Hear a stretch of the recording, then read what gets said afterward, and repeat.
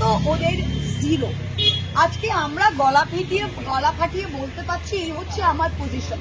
একটা গদ্দারকে আমি চ্যালেঞ্জ করছি, ব্যক্তিগত আক্রমণে যাবেন না, অভিষেক কত খারাপ আর কে কি করেছে ওইসবে যাবেন না। আপনারা সোজা দাঁড়িয়ে মাটিতে দাঁড়িয়ে বলুন যে আইনত ভাবে আপনারা কোন ধারায় আপনারা বলতে পারছেন যে আপনারা অ্যান্টি ডিফেকশনে পড়বেন না।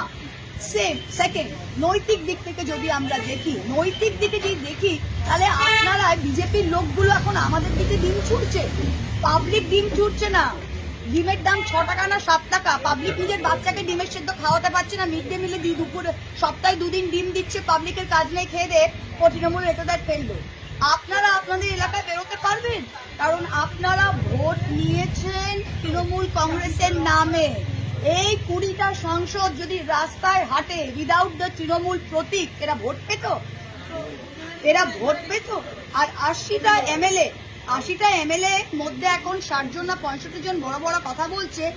1 মাস আগে আপনারা এই দলের প্রতীকে দাঁড়িয়েছিলেন, এত বুকের পাটা ছিল, তাহলে আখরুল জামানের কংগ্রেস, সাবিনা ইয়াসমিনের কংগ্রেস, ঋতব্রতর কংগ্রেস, ববি হাকিমের কংগ্রেস, অরূপ বিশ্বাসের কংগ্রেসে দাঁড়াননি কেন?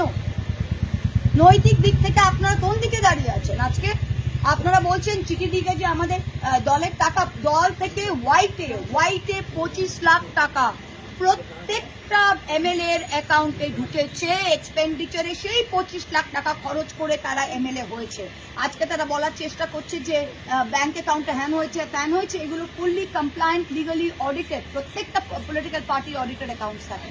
3 নম্বর, রাজনৈতিক দিক থেকে তারা এই বললাম না, এই কোটি কোটি টাকা আর ভয় কিসের? ভয় কিসের? আমাকেও ইডি সিবিআই গেছিল, আমার ভয় নেই। ভয় কিসের? ভয় হচ্ছে নিজের সম্পত্তি বাঁচাবো, ভয় হচ্ছে আমার আলামিন মিশনের স্টেক আছে সেটা বাঁচাবো, ভয় হচ্ছে আমার ক্যারিয়ার শেষ, কোন কালে আমি অভিনেত্রী ছিলাম সেটা শেষ, কোথায় 2-3টে শো আছে সেগুলো ক্যান্সেল হবে। ভয় কিসে? বড়োদায় আমি ইললিগালি জমি দখল করেছি, হাইকোর্ট আমার ডান্ডা মারছে, সেগুলো ভয় কিসে? নিজের পাপের ভয়। আজকে নিজের পাপের ভয় আর টাকা খাওয়ার জন্য গেছে। আমি লিখে দিতে পারছি যে এদের যদি এইটুকু রাজনৈতিক বা নৈতিক সেন্স থাকে, তৃণমূল কংগ্রেস পছন্দ নয়, নো প্রবলেম, ভবিষ্যৎ পছন্দ নয়, নো প্রবলেম। মমতাদি কথা শোনে না আপনার, খুব ভালো। বাসুনিয়া সাহেব আপনাকে কোনো অসিত মাল বলছে, আমায় কোনোদিন মমতাদি ডাকেনি। আল্লাদি 2বার এমএলএ এমপি হলেন মমতাদির মুখ না দেখে, যান না নিজের মুখে একবার লড়ে দেখান না। বাসুনিয়ার বউ নিজে এমএলএ, সে এমপি, সে বলছে আমার সাথে ডিসকাশন হয়নি। তোর বউকে কি আমরা রাস্তা থেকে তুলে টিকিট দিলাম যে তোর সাথে ডিসকাশন হয়নি? মানে এগুলো যুক্তিহীন কথাবার্তা। আর আমি কর্মীদের বলছি, এদের যেতে দিন। প্রত্যেকটা জেলা পরিষদ, আজকে নদিয়া জেলা পরিষদ ওরা অনাস্থা আনছে, আমি বলছি ফেলতে দাও জেলা পরিষদ, 1 পয়সা দেব না। 10 জন এসে তারা জেলা পরিষদ, এদের আমরা জিতিয়েছি, কর্মীরা জিতিয়েছে।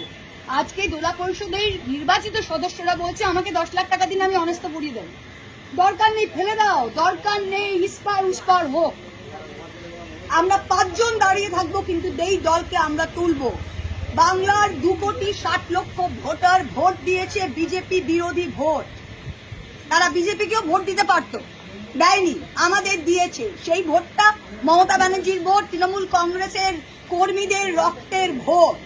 এই ভোটটা কোন মেম্বার যদি ভাগতে চায় ভাগো। নতিটাকা 1 পঞ্চায়েতে আপনারা পঞ্চায়েত ফেলবেন, ফেলেন। এই দুটো চোর মেম্বারকে নিয়ে ভোট চাইতেও যেতে পারছি না, ফেলেন।